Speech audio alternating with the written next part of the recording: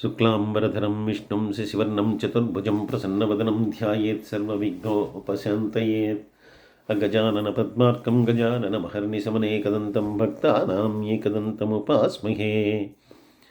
వ్యాసం వసిష్ఠనప్తారం సిక్తే పౌత్రమకల్మషం పరాశరాత్మజం వందే సుఖతాతం తపోనిధిం. గురుర్బ్రహ్మ గురుర్విష్ణు గురుర్దేవో మహేశ్వరః గురుర్సాక్షాత్ పరం బ్రహ్మ తస్మై శ్రీ గురవే నమః. ఈ ప్రేరణకు కారణమైనటువంటి గురుదేవులు బ్రహ్మశ్రీ చాగంటి కోటేశ్వరరావు గారి పాదపద్మాలకు సుభక్తిపూర్వకంగా నమస్కరిస్తున్నాను. శ్రీ గురుభ్యో నమః.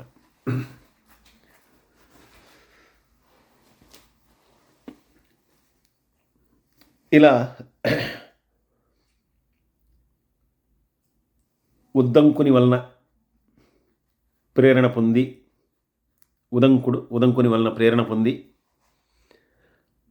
ఆ సర్పయాగాన్ని ప్రారంభించి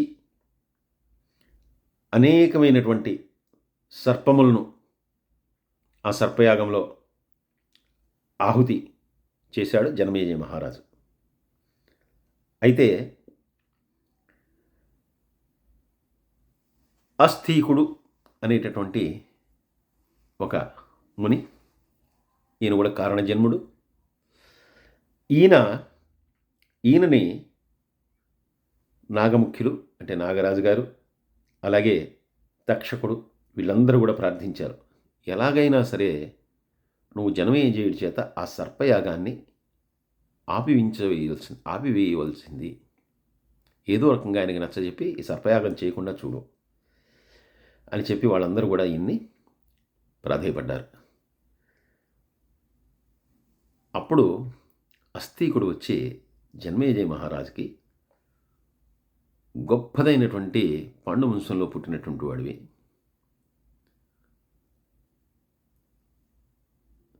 ధర్మమూర్తి అయినటువంటి ధర్మరాజు గారి యొక్క మునిమనవుడివి, ఇలా సర్పాలన్నింటినీ కూడా అగ్నికి ఆహుతి చేయటం ఈ సర్పయాగంలో నీకు తగని పని, కాబట్టి దీన్ని విరమించుకోవాల్సింది, విధి వశమున జరగవలసింది జరిగింది. నీ తండ్రి అలా మరణించాడు, ఇందులో నీ తండ్రి చేసిన తప్పిదం కూడా ఉంది కదా. మౌనంగా కూర్చొని తపస్సు చేసుకున్నటువంటి ముని మెడలో ఆ చచ్చిపడి ఉన్నటువంటి పాముని ఆయన మెడలో వేయటం ఏంటి? అది నీ తండ్రి చేసినటువంటి తప్పు కాదా? కాబట్టి తప్పుకు తగినటువంటి శిక్షనే ఆయన అనుభవించాడు. ఆయన తప్పు చేశాడు, తప్పుకు తగినటువంటి శిక్షణ అనుభవించాడు, అంతేకాని అకారణంగా ముని ఎప్పుడు కూడా కోపించలేదు. అయినా అలా శపించబడ్డా కూడా ఆయన ఉత్తమమైనటువంటి భాగవతాన్ని వారం రోజుల పాటు శ్రవణం చేసి ఆయన మోక్షాన్ని, ముక్తిని పొందాడు. నువ్వెందుకు ఇట్లా సర్పయాగాన్ని చేసి లేనిపోని పాపాన్ని మూటగట్టుకుంటున్నావు అని చెప్పి ఈ జనమేజయుణ్ణి పలు విధాలుగా నచ్చజెప్పి ఒప్పించి ఈ అస్థీకుడు ఆ సర్పయాగాన్ని మధ్యలోనే విరమింపజేశాడు. సర్పజాతి అంతా కూడా ఈ రకంగా అస్థీకుని వలన సంరక్షింపబడింది. లేదంటే కనుక ఆ సర్పయాగంలో మొత్తం అందరూ కూడా అగ్నికి ఆహుతి అయిపోయేవాళ్ళు. అయితే కేవలం ఇదే నా ప్రేరణ అంటే జనమేజయుని యొక్క సంకల్పము, ఉదంకుడు చెప్పటం, దీంతోనే ఇదంతా కూడా జరిగిందా? ఈ సర్పములన్నీ కూడా మరణించవలసి వచ్చిందా? ఈ సర్పములన్నీ కూడా యాగంలో ఆహుతి కావాల్సి వచ్చిందా? దీని వెనకాల ఉన్నటువంటి బలమైనటువంటి కారణం ఏమిటి? కశ్యప ప్రజాపతికి అనేక మంది భార్యలు ఉన్నారు, దితి, అదితి, ఇలా. వాళ్ళలోనే వినత, కద్రువ అనేటటువంటి ఇద్దరు భార్యలు. వినత వలన పక్షిజాతి, కద్రువ వలన సర్పజాతి మొత్తం కూడా ఉద్భవించాయి. ఆ జాతి అంటే వీరికి పిల్లలు పుట్టినటువంటి సమయానికి ముందు వీళ్ళిద్దరూ కూడా కశ్యపుణ్ణి తమకి సంతానం కలగజేయమని చెప్పి ప్రార్థించారు. వెంటనే ఈయన కశ్యప మహర్షి ఎటువంటి సంతానం కావాలో కోరుకోమని చెప్పి వాళ్ళని అడిగాడు. మొదటిగా కద్రువ దానికి మహాశక్తివంతులైనటువంటి సహస్ర సంతానం కావాలని చెప్పి కోరుకుంది. అనేక మంది, వేలాది మంది సంతానం కావాలి, వాళ్ళందరూ కూడా మహాబలవంతులై ఉండాలి అని చెప్పి కోరుకుంది. సరే, ఆవిడ కోరినట్టుగా ఆవిడకి అనుగ్రహించాడు. ఆవిడ వలన సర్పజాతి వచ్చింది. ఆవిడ వేలాది అండములను ఆవిడ పొందింది. దానివల్ల సర్పజాతి అంతా కూడా వచ్చింది. తక్షకుడు మొదలైన వాసుకి మొదలైనటువంటి వాళ్ళందరూ కూడా ఆవిడ యొక్క పిల్లలు. ఇంకా వినత తనకి ఎప్పుడైతే ఈవిడ సహస్రాధికంగా ఈవిడ కోరుకుందో, అంటే ఈ కద్రువు కోరుకుందో, వినత నాకు 2 మహాశక్తివంతులైనటువంటి కుమారులు కావాలని చెప్పి ఈవిడ కోరుకుంది. ఈవిడికి కూడా అనుగ్రహాన్ని ఇచ్చాడు. ఈవిడికి 2 అండములు కలిగాయి, 2 గుడ్లు. ఆవిడికి సహస్రాధికంగా ఆవిడికి కద్రువకి. కాలం గడుస్తోంది. కద్రువకి కలిగినటువంటి అండముల ద్వారా సర్పజాతి అనేటటువంటిది అవతరించింది. వాళ్ళకి పిల్లలు పుట్టేశారు ఆ కద్రువకి. కానీ వినత వల్ల వచ్చినటువంటి ఆ 2 అండములు ఇంకా పరిపక్వ స్థితికి రాలేదు. వాటి నుంచి ఎవరు కూడా బయటికి రాలేదు. దీంతో చాలా కాలం ఎదురు చూసినటువంటి ఆవిడ ఒకానొక సమయంలో, అయ్యో, ఈ కద్రువుకి సంతానం కలిగింది, మహర్షి నన్ను కూడా ఆశీర్వదించి ఆయన అనుగ్రహాన్ని నాకు ఇచ్చే ఇలా పిల్లలను నాకు ప్రసాదించాడు. కానీ ఈ అండములు ఎప్పటికీ కూడా పరిపక్వ స్థితికి రావట్లేదు, వీటిలోంచి జీవుడు బయటికి రావట్లేదు, ఏమిటి అని చెప్పి ఉత్సుకతతోటి ఒక అండాన్ని ఈవిడే పగలగొట్టింది. పగలగొట్టేసరికి వెంటనే దానిలోంచి కింద ఏ అవయవములు ఇంకా పూర్తిగా ఏర్పడున్నటువంటి, కేవలం పైన ఈ కటిభాగం నుంచి పై వరకే ఉన్నటువంటి ఒక అర్ధశరీరుడు లాంటి ఒక జీవి బయటకు వచ్చాడు. ఆయనకి అరుణుడు. ఆయన వెంటనే, ఎందుకమ్మా తొందరపడి ఈ రకంగా నన్ను పూర్తి దేహంతో రాకుండానే నువ్వు తొందరపడి ఈ రకంగా నన్ను బయటికి తెప్పించావు, దీనికి నువ్వు ఫలితాన్ని అనుభవించవలసి ఉంటుంది. అండాన్ని ఈ రకంగా ముందరే పగలగొట్టి నువ్వు ఇటువంటి తప్పు చేశావు. దీనివలన నువ్వు నీ సవతి చేతిలోనే అవమానాల్ని పొందుతావు అని చెప్పి అన్నాడు. వెంటనే తల్లి బిడ్డ క్షేమాన్ని కాంక్షిస్తుంది. తొందరపాటులో నాకు సంతానం కలగదేమో అన్నటువంటి తొందరలో నేను ఈ పని చేశాను. ఇటువంటి కష్టాన్ని నాకు కలిగేట్లుగా నువ్వు నన్ను శపిస్తున్నావా, లేదంటే అటువంటి కష్టం నాకు కలగాలని కోరుకుంటున్నావా అని చెప్పి అడిగితే, అమ్మాయి ఇది జరగవలసి ఉంది కాబట్టి నేను చెప్పాను. ఏది ఏమైనా నీకు కలిగేటటువంటి కష్టాన్ని ఆ 2వ అండము ద్వారా నీకు జనించేటటువంటి పుత్రుడు ఎవరైతే ఉన్నాడో అతను నెరవేరుస్తాడు. కాబట్టి దిగులు పడకమ్మా, అతను తప్పకుండా నీకు కలిగినటువంటి కష్టాన్ని తీరుస్తాడు. ఇప్పటికైనా తొందరపడకుండా ఆ అండము పూర్తిగా పరిపక్వ స్థితికి వచ్చేదాకా దాన్ని కాపాడు, అంతేకాని ఇటువంటి తొందరపాటు పని చేయకు అని చెప్పి ఈయన తల్లికి నమస్కరించి ఈయన అక్కడి నుంచి వెళ్ళిపోయాడు. వెళ్ళిపోయినటువంటి వాడు ఈయన ఈ అరుణుడు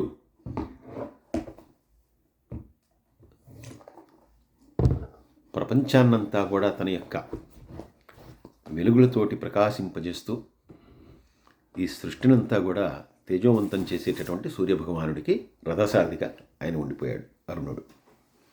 ఇంకా కొద్ది కాలం తర్వాత 2వ అండం నుండి ఆ 2వ అండం కూడా పరిపక్వమై దాని నుంచి ఒక మహాబలవంతుడైనటువంటి మహాశక్తివంతుడైనటువంటి వాడు బయటకు వచ్చాడు. అది పక్షి జాతి. ఆయనే ఆ పరమాత్మ యొక్క వాహనమైనటువంటి గరుత్మంతుడు. ఈయన ఎంతటి శక్తివంతుడంటే చాలా బలవంతుడు. ఆయన బలముతోటి, ఆయన యొక్క వేగముతోటి ఎక్కడికైనా కూడా వెళ్ళగలడు. దేన్నైనా కూడా పికిలించి వేయగలడు. అంతటి బలశాలి గరుత్మంతుడు. చాలా గొప్ప బలం కలిగినటువంటి వాడు. వాయుపుత్రుడైనటువంటి ఆ ఆంజనేయ స్వామి వారి ఎంతటి బలవంతుడో గరుత్మంతుడు కూడా అంతటి బలశాలి. ఎప్పుడైతే కశ్యప ప్రజాపతి అనుగ్రహించి తనకు సంతానాన్ని ప్రసాదించాడు, అలాగే తన యొక్క సవతి అయినటువంటి వినతకి ప్రసాదించాడు సంతానాన్ని. కానీ వినత కుమారుడు అంత బలవంతుడయ్యాడు. అలాగే మరొక కుమారుడు ఆయన అర్ధదేహం కలిగినటువంటి వాడైనప్పటికీ సూర్యభగవానుడికి రథసారథయ్యాడు. తనకి కలిగినటువంటి సంతానం ఏదైతే ఉందో అదంతా కూడా సర్పజాతి అయిపోయింది అని అసూయని పొందినటువంటి ఆ కద్రువ తన యొక్క అసూయని, ద్వేషాన్ని ఏ రకంగా తీర్చుకోవాలని ఆలోచించి, నా ద్వేషాన్ని నా సవతి మీదే తీర్చుకుంటాను అని చెప్పి నిర్ణయించింది. ఆ సమయానికి క్షీరసాగర మథనం జరిగింది.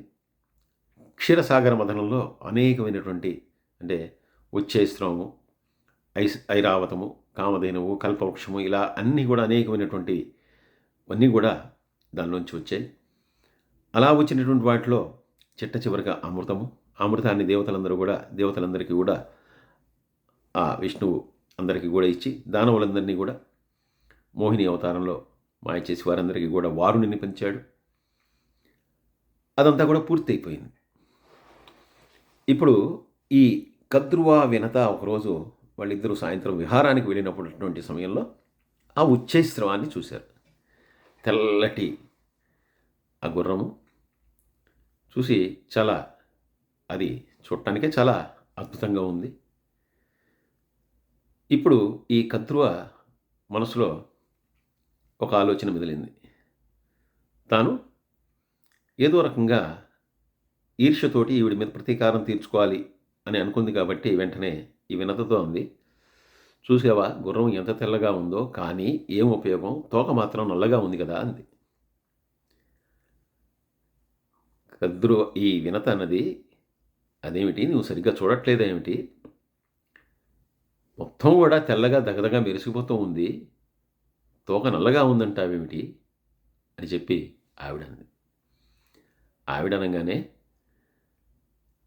నువ్వే తప్పుగా చూస్తున్నావు, గుర్రమంతా కూడా తెల్లగా ఉంది కానీ తోక మాత్రం నల్లగానే ఉంది, ఇది ఖచ్చితమైనటువంటి విషయం, దీనిలో ఎటువంటి సందేహం లేదు అంది. దానికి ఈ వినత ఒప్పుకోలేదు. ఇద్దరి మధ్య కూడా దీని గురించి కాసేపు వాదులాట జరిగింది. తర్వాత కద్రు అన్నది, దాని తోక నల్లగా ఉంది అని నేను నిరూపిస్తే కనుక నువ్వు నేను చెప్పిన మాట వినాలి, నేను చెప్పిన మాట విని నాకు దాస్యం చేయాలి. లేదు నువ్వు చెప్పినట్లుగా గుర్రం అంతా కూడా తెల్లగా ఉంది అని చెప్పి ఎవరైనా అంటే గనక అప్పుడు నువ్వు చెప్పినటువంటి దానికి సిద్ధపడి నువ్వు ఏం చెప్పినా కూడా నేను చేస్తాను, ఇది మన ఇద్దరి మధ్య కూడా ఒడంబడిక అని చెప్పి ఇద్దరు కూడా ఒప్పందం చేసుకున్నారు. సరే, అక్కడ ఎవరు మూడో వ్యక్తి లేరు. సరే, మర్నాడు దాన్ని తేల్చుకుందామని చెప్పి మర్నాడు కొంతమంది మధ్యవర్తులను తీసుకొచ్చి చూద్దామని చెప్పి అనుకుని వెళ్ళిపోయారు. వెళ్ళిపోయిన తర్వాత ఇప్పుడు వెంటనే ఆ కద్రువ తన యొక్క సంతతిని అంతా కూడా పిలిచి ఇలా నేను మీ పినతల్లి అయినటువంటి ఆ పెదతల్లి ఆ వినతతోటి నేను ఒక ఒప్పందాన్ని చేసుకున్నాను, అది పందెం మా ఇద్దరికి.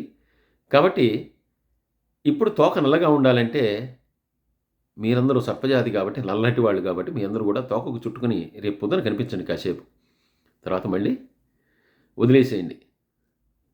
అప్పుడు తోక నల్లగా ఉందని చెప్పి తెలుస్తుంది, దాంతో ఆవిడ పందెం ఓడిపోతుంది, నాకు కావాల్సినటువంటి దాన్ని నేను పొందుతాను అని చెప్పింది.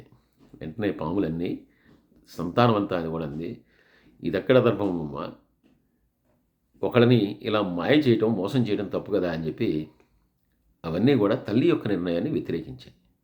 వెంటనే ఆవిడ ఎలా అయినా సరే వినత మీద, అంటే తనకంటే బలవంతులైనటువంటి కుమారులను పొందినటువంటి ఆ వినత మీద ప్రతీకారం తీర్చుకోవాలి, వినతని ఏదో రకంగా తన ప్రతీకారం వలన, తన ఈర్ష్యతోటి, తన యొక్క ద్వేషంతోటి ఆవిడని అవమానించాలనుకున్నటువంటి ఈ కద్రువకి తన యొక్క సంతతే దాన్ని ఒప్పుకుపోయేసరికి విపరీతమైనటువంటి క్రోధం వచ్చి మీ అందరూ కూడా అగ్నిలో పడి నశింతురుగాక అని చెప్పి శాపం ఇచ్చింది. ఆ శాప కారణానికే వాళ్ళందరూ కూడా సర్పయాగంలో వర్ణించవలసినటువంటి, అంటే ఇంతటి బలవంతమైనటువంటి కారణం దీని వెనకాల ఉంది. అయితే మళ్ళీ ఇప్పుడు దీని నుంచి ఎలా బయటపడ్డారు అంటే, చనిపోయినటువంటి వాళ్ళు చనిపోయారు, మళ్ళీ ఆ సర్పజాతి ఎలా ఉద్ధరింపబడింది, ఎలా ఇదేయింది, అలాగే అసలు ఈవిడ అనుకున్నటువంటిది ఏమైంది అంటే, సరే మన్నాడు కొంతమంది మధ్యవర్తుల ద్వారా వెళ్ళారు. ఎప్పుడైతే ఈవిడ అలా శపించిందో ఆ శాపానికి భయపడి కర్కోటకుడు అనేటటువంటి సర్పం మాత్రం నువ్వు చెప్పినటువంటి పని నేను చేస్తానమ్మా అని చెప్పి ఒప్పుకొని మన్నాడు ఈ కద్రువ వినత అక్కడికి వెళ్ళేసరికి ఆ తోకకు చుట్టుకొని తోక నల్లగా కనపడేలాగా చేశాడు. అందరూ కూడా నల్లగా ఉందని చెప్పారు. వెంటనే ఈవిడ పందెంలో గెలిచింది కాబట్టి ఇక నుంచి నువ్వు నాకు దాస్యము చేయాలి అని చెప్పి ఆవిడ చెప్పింది. ఇప్పుడు ఆవిడికి దాసిగా మారిపోయాడు. ఈ వినత ఆవిడికి దాస్యం చేస్తూ ఉంది. ఆవిడ దాస్యం చేస్తూ ఉంది కాబట్టి ఆవిడ యొక్క కుమారుడైనటువంటి గరుత్మంతుడు కూడా ఆయన కూడా దాసుడైపోయాడు. ఈవిడ రోజు కూడా మా పిల్లల్ని అటు తీసుకెళ్ళు ఇటు తీసుకెళ్ళు ఏదో కారులో తిప్పినట్టుగా మా పిల్లలందరినీ కూడా తిప్పమంటే ఈయన చాలా అధికమైనటువంటి వేగం గలవాడు కాబట్టి బల సంపన్నుడు కాబట్టి ఈయన ఆ సర్పాలన్నీ తీసుకొని ఆయన అన్ని లోకాలు తిప్పుతూ ఇది ఎక్కడి గోల, ఈ దాస్యం ఏమిటి, ఈ గోల ఏమిటి అని చెప్పి చాలా బాధపడుతూ ఉండేవాడు. ఇలా బాధపడుతూ అమ్మా అసలు నువ్వెందుకు దాస్యం చేస్తున్నావు, నువ్వెందుకు ఆవిడ చెప్పినటువంటి మాటలు వింటున్నావు, ఇదంతకి కారణం ఏంటి అని చెప్పి అడిగితే తల్లి జరిగిందంతా కూడా చెప్పింది ఈ వినత. అప్పుడు ఈయన పెన్ని దగ్గరికి వెళ్ళి ఏమి చేస్తే ఈ దాస్యం అనేటటువంటిది పోతుంది, నా తల్లి విముక్తురాలు అవుతుంది, ఎందుకంటే నా తల్లి ఇలా దాస్యం చేస్తూ ఉంటాను నేను చూడలేకపోతున్నాను, కాబట్టి దీనికి ఏదో ఒకటి నువ్వే పరిహారం చెప్పు, ఆ రకంగా తప్పకుండా నువ్వు అడిగిన దాన్ని పూర్తి చేసి నేను నా తల్లికి దాస్య విముక్తిని చేస్తాను అన్నాడు. ఆవిడ అప్పటికే ఈ శాపాన్ని ఇచ్చి ఉంది పిల్లలకి, ఏమని మీ అందరూ కూడా మరణించారు ఇలాగని. సరే తొందరపడి మాట ఇచ్చేసింది, అది జరిగి తీరవలసిందే.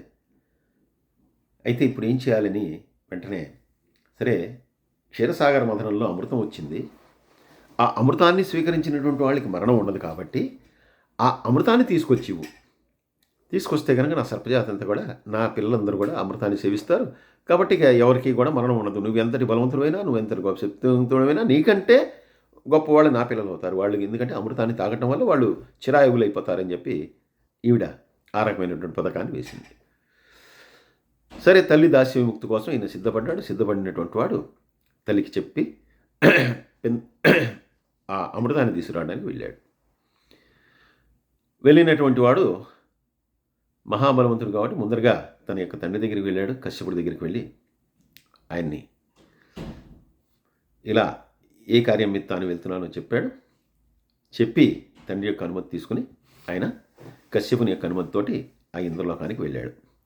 ఇంద్రలోకానికి వెళ్ళి ఎక్కడైతే అమృత భాండం అనేటటువంటి సంరక్షింపబడుతూ ఉంటుందో ఆ ప్రదేశాన్ని చేరుకున్నాడు. ఆ ప్రదేశాన్ని చేరుకుంటే అక్కడ ఉన్నటువంటి సంరక్షకులంతా కూడా ఈయన అమృతాన్ని తీసుకువెళ్ళనీయకుండా అడ్డుపడి వాళ్ళందరూ కూడా యుద్ధం చేశారు. వాళ్ళందరితో కూడా భీకరమైనటువంటి యుద్ధాన్ని చేసి వాళ్ళందరినీ కూడా పూర్తిగా సంహరించి అమృత భాండాన్ని తీసుకుని అక్కడి నుంచి బయలుదేరుతున్నటువంటి వాడికి అప్పుడు పరమాత్మ యొక్క దర్శనమైంది. ఆయనకి నమస్కారం చేసి ఇంత శక్తిని ఇంత బలాన్ని ప్రసాదించావు, అది నిర్వీర్యం కాకుండా చెయ్యి అని చెప్పి ప్రార్థించగా తప్పకుండా నువ్వు నా యొక్క వాహనం అవుతావు, ఇక నుంచి నా వాహనంగా నువ్వు ఉంటావు అని చెప్పి అటువంటి గొప్పదైనటువంటి అనుగ్రహాన్ని ఆ గరుత్మంతుడికి ప్రసాదించి ఇప్పుడు అసలు నువ్వు ఎందుకు వచ్చావు ఇక్కడికి ఏమిటి అని అడిగితే సరే ఈ అమృతము జరిగినటువంటి విషయం అంతా కూడా చెప్పిన తర్వాత సరే నువ్వు ఇంకా వెళ్ళవచ్చు అన్నట్టుగా ఆయన అనుజ్ఞ ఇచ్చాడు. ఈయన ఈ అమృత భాండం ఏదైతే ఉందో దాన్ని ఇచ్చేసేసి తల్లిని దాస్యవిముక్తురాల్ని చేసి మళ్ళీ తిరిగి నేను వచ్చి నీ సేవలో ఉంటాను అని చెప్పి ఆ విష్ణువుకి మాట ఇచ్చి ఈయన తిరిగి బయలుదేరాడు. అమృత భాండంతో ఈయన వెళ్ళిపోతున్నాడు అనేటటువంటి విషయాన్ని తెలిసినటువంటి ఇంద్రుడు ఈయన మీద యుద్ధానికి వచ్చి ఈయన నిలువరించడానికి తన యొక్క ప్రయత్నాన్ని చేశాడు. కానీ ఆ నిలువరించడం అనేటటువంటిది సాధ్యపడలేదు. ఎందుకంటే మహాశక్తివంతుడు కాబట్టి గరుత్మంతుడిని నిలువరించడం అనేటటువంటిది ఈయనకి సాధ్యపడలేదు. ఈయన్ని నిలువరించేటటువంటి ప్రయత్నంలో అంటే ఇక్కడ గరుత్మంతుడి యొక్క గొప్పదనం కూడా, గరుత్మంతుడు చాలా విష్ణువు యొక్క వాహనము అయ్యాడు అంటే ఈయనలో ఏమాత్రము అధర్మము, ఏమాత్రమైనటువంటి ద్వేషము, ఇటువంటి చెడు లక్షణాలు ఏది ఉన్నా కూడా ఆయన యొక్క వాహనంగా కానేరడు, ఎప్పటికీ కూడా కాలేడు. అందువలన ఇప్పుడు ఈ యుద్ధంలో ఇంద్రుడు ఆయనతో చేస్తున్నటువంటి యుద్ధంలో వజ్రాయుధాన్ని ఆయన ప్రయోగించాడు. ఈయన రెక్కల రెండు కూడా ఆ వజ్రాయుధంతో తెంచివేయాలని చెప్పి వెంటనే ఆ వజ్రాయుధానికి నమస్కరించి దధీచి యొక్క శరీరపు భాగం ద్వారా, అంటే వెన్నెముక ద్వారా నువ్వు సృజింపబడ్డావని నాకు తెలుసు. అంత గొప్ప మహర్షి యొక్క అంగముతో సృజింపబడినటువంటి ఈ ఆయుధాన్ని నేను నమస్కరిస్తున్నాను. దీని యొక్క ప్రభావం ఇప్పుడు కనుక నా మీద చూపకపోతే, నేను దానికంటే శక్తివంతుడైతే అది నా తప్పిదమే అవుతుంది. కాబట్టి ఓ ఆయుధమా, మహర్షి నీ నుంచి వచ్చినటువంటి ఆయుధం కాబట్టి దాన్ని నమస్కరిస్తున్నాను, దీన్ని నేను గౌరవిస్తాను. ఎప్పటికీ కూడా దీన్ని అవమానించలేను. కాబట్టి నువ్వు నిరాఘాటంగా అలాగే వచ్చి నా రెక్కలో ఉన్నటువంటి ఒక భాగాన్ని, ఒక ఈకను నువ్వు కత్తిరించి వెళ్ళిపో. ఎందుకంటే ఇది జరగాల్సిందే. అలా కనుక జరగకపోతే కనుక నేను శక్తివంతుడిని అవుతాను. కాబట్టి నీకు నమస్కరిస్తున్నాను. ఒక ఈకను నువ్వు కత్తిరించేసే అని చెప్పింది. అనగా ఆ వజ్రాయుధం ఆ ఈకను కత్తిరించేసి వెళ్ళిపోయింది. ఇప్పుడు ఈయన యొక్క గొప్పదనాన్ని తెలుసుకున్నటువంటి ఇంద్రుడు యుద్ధాన్ని విరమించుకుని ఈయనతో మైత్రి చేసుకుని, అందులో విష్ణువు యొక్క వాహనంగా కూడా ఉండబోతున్నాడు. కాబట్టి ఈయనతో మైత్రి చేసుకుని, ఈ అమృతం అనేటటువంటిది సర్పాలకు ఇవ్వకూడదు, అవి చాలా దుష్టమైనటువంటివి, నువ్వు వాటిని తీసుకెళ్ళి ఇస్తున్నావు, సాక్షాత్తు జగన్నాథుడే రాక్షసులకు ఇవ్వకూడదని చెప్పి దీన్ని అందినివ్వలేదు. కానీ నువ్వు తీసుకెళ్ళి ఇవ్వటం ద్వారా మళ్ళీ అనేకమైనటువంటి క్లేశములు కలుగుతాయని చెప్పి చెప్పగా, కానీ నీ తల్లి యొక్క దాస్యాన్ని విముక్తురాలని చేయడం కోసం దీన్ని తీసుకెళ్తున్నాను. కాబట్టి నేను తీసుకెళ్తాను, కానీ నేను ఎలా తీసుకెళ్తున్నానో నువ్వు అలాగే మళ్ళీ పట్టుకొచ్చేసుకో అని చెప్పి అన్నాడు. సరే, ఇంద్రుడు కూడా దానికి ఒప్పుకున్నాడు. ఈయన అమృతభాండాన్ని తీసుకుని తన యొక్క పినతల్లి అయినటువంటి కదురు దగ్గరికి వెళ్ళాడు. అమ్మ, నువ్వు చెప్పినట్టుగా అమృతభాండాన్ని తీసుకొచ్చాను, ఇక్కడ పెడుతున్నాను. అయితే నాకు మహేంద్రుడు చెప్పినటువంటిది ఏంటంటే శౌచముతో దీన్ని స్వీకరించాలి. అందువల్ల నీ సంతానం అంతటిని కూడా శుభ్రంగా స్నానాలు చేసి వచ్చి శుచిగా దీన్ని తీసుకోమని చెప్పమ్మా. ఇగో ఈ భాండాన్ని ఇక్కడే వెళ్తున్నాను, నా తల్లి దీంతో దాస్యముక్తురాలు అయిపోయింది, ఇక నుంచి నీ బానిస కాదు, ఈవిని నేను తీసుకెళ్ళిపోతున్నానని ఆవిడని దాస్యముక్తురాలని తీసుకుని తన తల్లిని తీసుకుని వెళ్ళిపోయాడు. ఈ అమృత భాండాన్ని అక్కడ ఉన్నటువంటి మరి కింద పెట్టకూడదు కాబట్టి శుచి అయినటువంటి దర్భల మీద వీటిని, ఈ అమృత భాండాన్ని పెట్టారు. పెట్టిన తర్వాత ఈ కదురు యొక్క సంతానం అంతా కూడా శుచి అయి రావడానికి అందరూ కూడా స్నానం చేద్దామని చెప్పి వెళ్ళారు. వాళ్ళు వెళ్ళి తిరిగి వచ్చే లోపల ఇందులో ఈ భాండాన్ని పట్టుకుని వెళ్ళిపోయాడు. వెళ్ళిపోయిన తర్వాత వీళ్ళందరూ కూడా తిరిగి వచ్చారు. అమృతాన్ని స్వీకరిద్దాం అనుకునేసరికి అక్కడ అమృతం లేదు. కానీ అలా తీసుకుని పోయేటటువంటి క్రమంలో ఒక బిందువు జారి అక్కడ ఉన్నటువంటి దర్భల మీద పడింది. వెంటనే అమృతము అనేటటువంటిది ఏమీ గ్లాసులో లేదంటే లీటర్లో తాగక్కర్లేదు.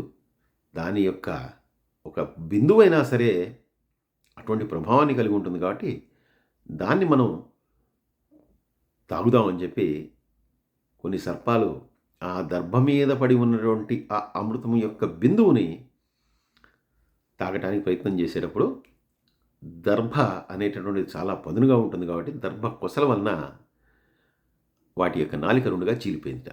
అప్పటి నుంచి పాముల యొక్క నాలికలు రెండుగా చీలిపోయి అవి రెండు నాలికలు గలవానిగా పాములన్నీ కూడా తయారయ్యాయి. ఈ రకంగా తల్లికి దాస్యముక్తిని కలిగించినటువంటి గరుత్మంతుడు తల్లిని మళ్ళీ తన యొక్క స్థానంలో తన యొక్క ఇంట్లో దింపేసేసి ఈయన పరమాత్మని యొక్క సేవలో ఆయన యొక్క వాహనంగా ఆయన దగ్గరికి వెళ్ళిపోయాడు. కాబట్టి ఇంతటి బలవత్తరమైనటువంటి కారణము, ఈ రకమైనటువంటి తల్లి యొక్క శాపము, వీటన్నిటి కారణంగా సర్పయాగములో అనేకమైనటువంటి సర్పములు అన్నీ కూడా అగ్నికి ఆహుతి అవ్వటం. కానీ మళ్ళీ అస్థీకుడు అనేటటువంటి ఆ ముని ద్వారా మళ్ళీ ఆ సర్పజాతి అనేటటువంటిది అలాగే మిగిలి ఉండటం కూడా సంభవించింది. కాబట్టి ఏదైనా సరే ఒక దాని వెనకాల అనేకమైనటువంటి బలవత్తరమైనటువంటి కార్యములన్నీ కూడా ఉంటాయి. ఇవన్నీ కూడా ఆ పరమాత్మ యొక్క నిర్దేశకములు. ఏది ఎలా జరగాలని చెప్పి లిఖింపబడి, రచింపబడి ఉంటుందో ఆ రకంగా అవి జరుగుతాయి. జరిపించేటటువంటి వారందరూ కూడా నిమిత్త మాత్రులే. వాళ్ళు జరిపిస్తూ ఉంటారు కానీ వారికి వీటితో దేనికో సంబంధము లేదు. అది జన్మేజయ మహారాజు గారు అవ్వచ్చు, పరీక్షిత్ మహారాజు గారు కావచ్చు, లేదంటే అంతకుముందు ఉన్నటువంటి దుర్యోధనుడు మొదలైనటువంటి వాడు కావచ్చు. ఎవరైనా సరే పాత్రధారులే. కానీ చేయించేది, చేసేది అంతా కూడా ఆ ఈశ్వరుడే. సర్వే జనా సుఖినో భవంతు, సమస్తలోకా సుఖినో భవంతు. స్వస్తి.